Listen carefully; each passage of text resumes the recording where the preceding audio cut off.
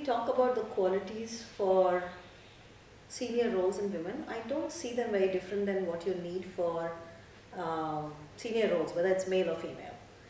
And a few things I think are sort of the bedrock for before anybody can look to take senior, responsibilities, senior responsibilities.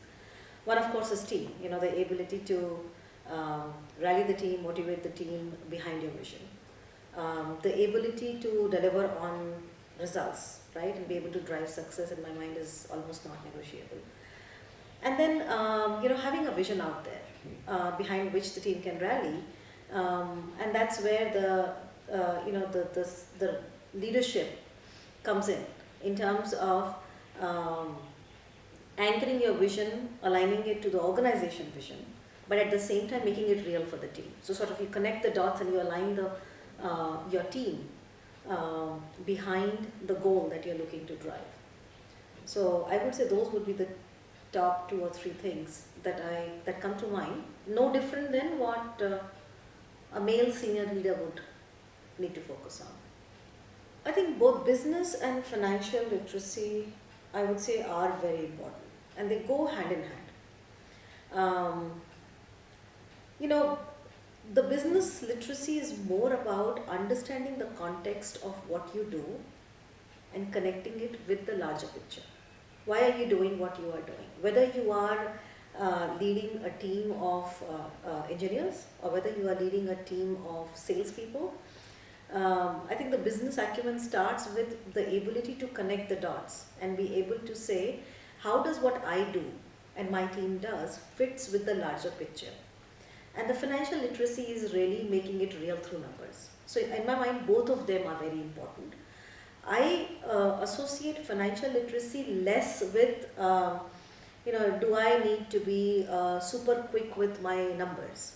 I think yes, there is a mental agility that is absolutely needed.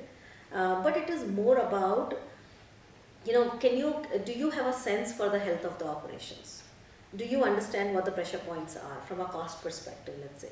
So it's things like that. So I think overall it's very, very important, but it is less about my ability to read balance sheets in 30 seconds, and it's more about, understanding where your business is today, where are the pressure points, where it is headed, what does competition look like, etc., etc. is how I sort of relate to business acumen and financial literacy.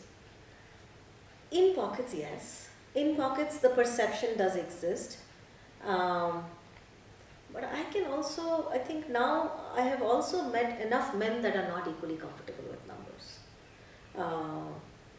So there is some perception, but I think I've also seen a lot of very smart women who are very good with numbers, and more than numbers, are very, very good with the business acumen. Because business acumen is also about citing an opportunity and going after it, right?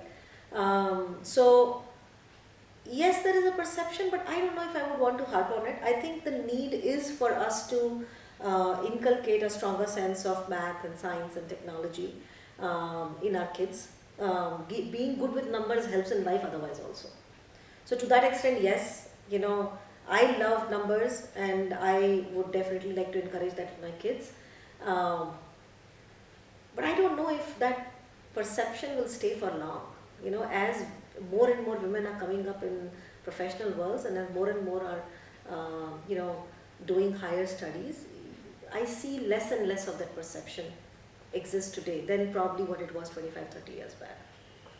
Well, I think women, and I am doing a broad brush general perception statement here, but you do see that women generally espouse for harmony and want to take everybody together. And for them, the journey is equally important as the end goal. And I see, and I'm stereotyping here, but I do see,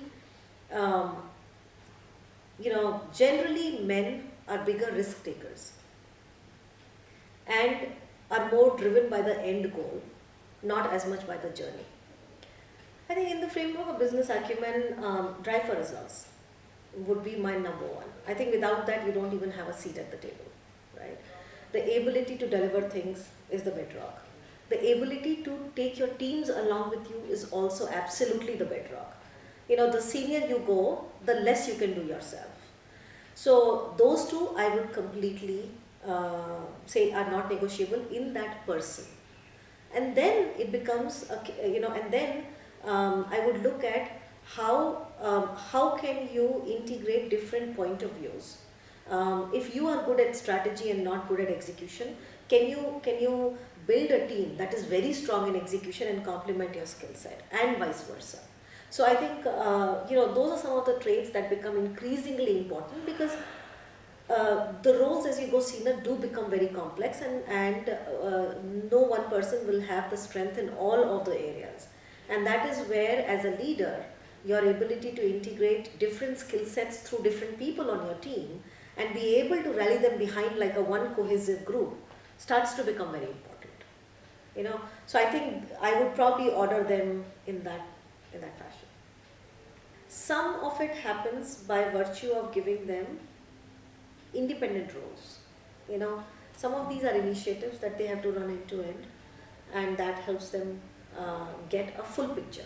And when you get the full picture, you start to understand, um, you know, how does it look like, how does it relate to the larger business context, all of that. Some of them are, so these are by virtue of roles that you do outside of your day job, right? Others are by virtue of your day jobs, right? And that's very strategic positioning. That's where you do destination planning for the women team members. And quite frankly, when we're seeing women team members, there is also an element that we do for our male team members also, right?